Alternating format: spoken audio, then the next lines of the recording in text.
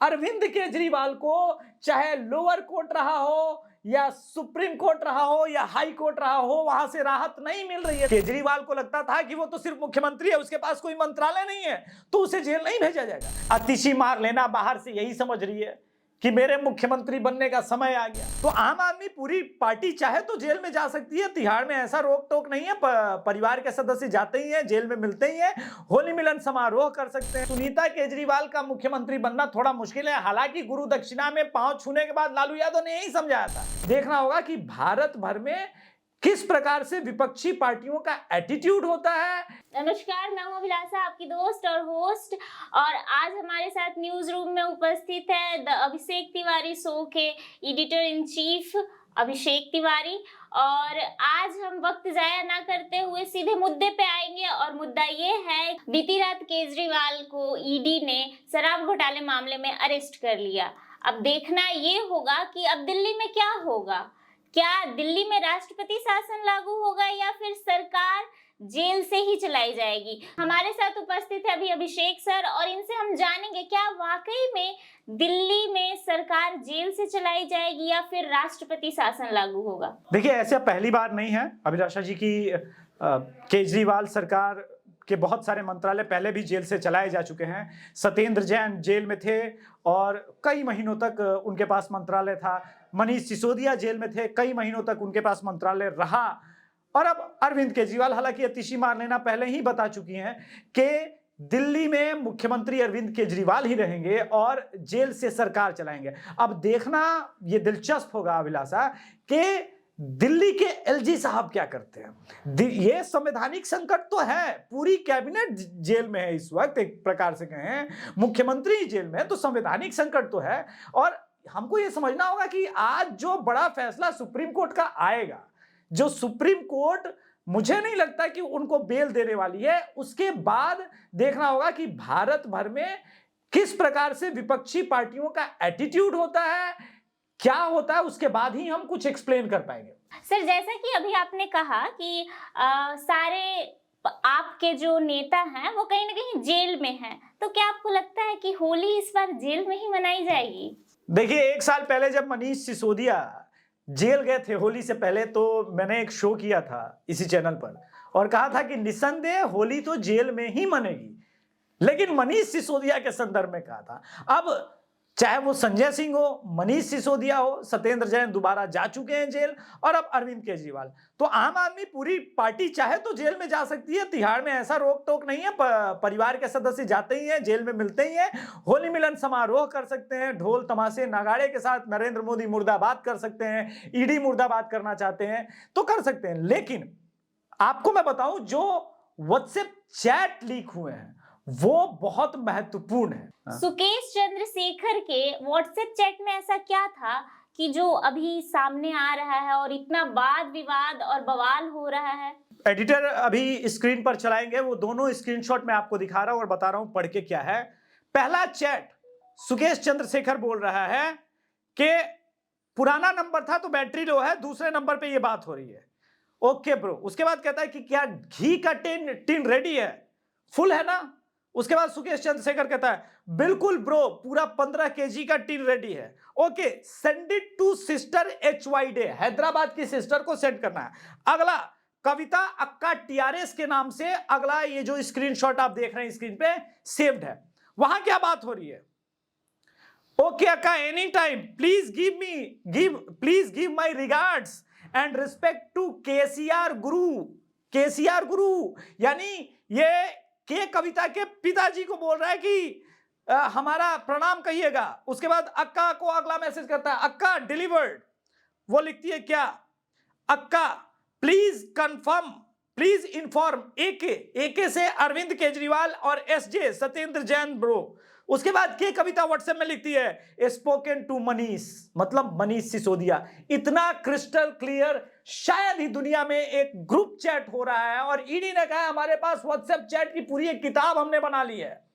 इसी वजह से अरविंद केजरीवाल को चाहे लोअर कोर्ट रहा हो या सुप्रीम कोर्ट रहा हो या हाई कोर्ट रहा हो, वहां से राहत नहीं मिल रही है, ना अरविंद केजरीवाल को, ना मनीष सिसोदिया को, ना सत्येंद्र जैन को, और ना ही संजय सिंह को। ये पूरी आम आदमी पार्टी सम्मिलित थी। इसीलिए जिस दिन ईडी ने इस पूरे लिकर स्कैम में पूरी आम आदमी को ही एक पार्टी बना लिया, उसी दिन केजरीवाल का जेल जाना तय लग रहा था। केजरीवाल को लगता था कि वो तो सिर्फ मुख्यमंत्री है, उसके पास कोई मंत्रालय नहीं है, तो उसे जेल नहीं भेजा जाएगा, लेकिन ऐसा हो ना सका। और अब जेल जाने के बाद जिन जिन कांग्रेसी नेताओं ने प्रेस कॉन्फ्रेंस करके अरविंद केजरीवाल को शराब घोटाले मामले में कोसा था, अब वो सारे कांग्रेसी नेता कह रहे हैं कि डेमोक्रेसी अंडर थ्रेट हो गया। यहां तक कि लालू प्रसाद यादव जो स्वयं कन्विक्टेड है चारा घोटाला मामले में, वो भी अभिलाषा कह रहे हैं कि भाई डेमोक्रेसी अंडर थ्रेट है। तो क्या ये गठबंधन, मूल सवाल यहां से आता है, क्या ये गठबंधन जो हो रहा है ये ठगबंधन है,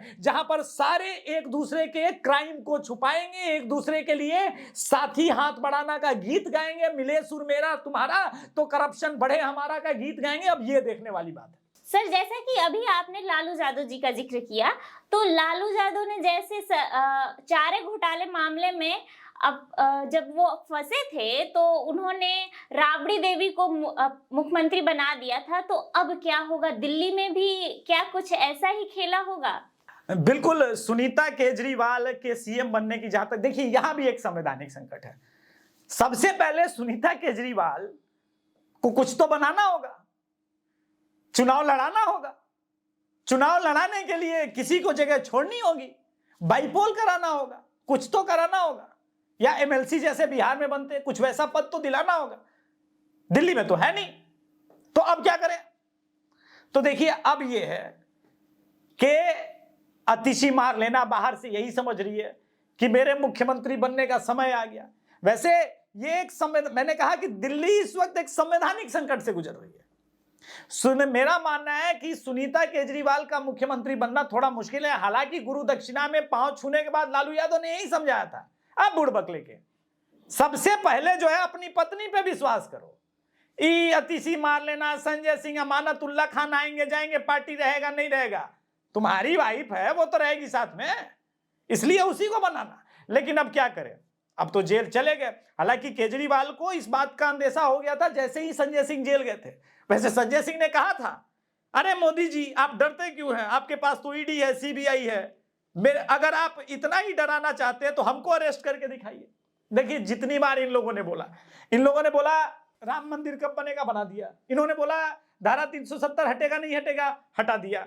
इन्होंने बोला केजरीवाल को गिरफ्तार करके दिखाओ, गिरफ्तार कर लिया। मुझे तो डाउट है किसी दिन राहुल गांधी लोग और उनके समर्थक भ्रम में ये ना बोल दे कि राहुल गांधी को गिरफ्तार करके बताओ, वरना अगस्ता वेस्टलैंड घोटाले में और नेशनल हेराल्ड घोटाले में सोनिया गांधी और राहुल गांधी का भी इतिश्री हो जाएगा। सर, जो आप महागठबंधन की बात कर रहे हैं, घोटालों की गठबंधन की, 2024 के चुनाव में इनका क्या भविष्य होगा आपके हिसाब से?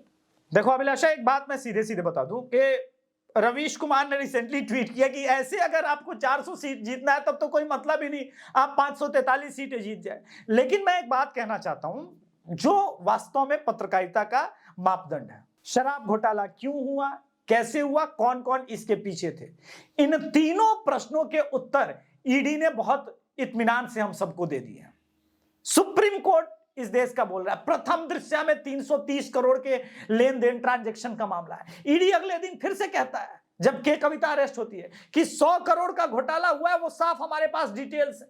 तो अब स्पष्ट है कि 2024 में एक चुनाव का टोन सेट किया जाएगा। केजरीवाल से किसी को सिंपैथी नहीं है, न राजद को सिंपैथी है, न कांग्रेस को सिंपैथी है, और न ही किसी पार्टी को। लेकिन केजरीवाल के कंधे के ऊपर, उसके जेल जाने के ऊपर 2024 का चुनाव का टोन सेट होगा कि भैया डिक्टेटरशिप आ गई, ये सब मिलके हमको जेल भेजना चाह रहे हैं। यही पूरा घटनाक्रम इस वक्त अब चलेगा। लेकिन मेरा फिर भी मानना है कि देश की जनता समझदार है, देश की जनता समझ रही है। कल दिवाली में सेलिब्रेशन हुआ है, लोगों ने पटाखे जलाए, फुलझड़ियां जलाए केजरीवाल के जेल जाने के बाद। लेकिन इन सब से इतर एक प्रश्न और रह गया है। जिस अन्ना आंदोलन से ये पार्टी निकली है, पता है बहुत फेमस, गालिब का एक बहुत फेमस शेर है।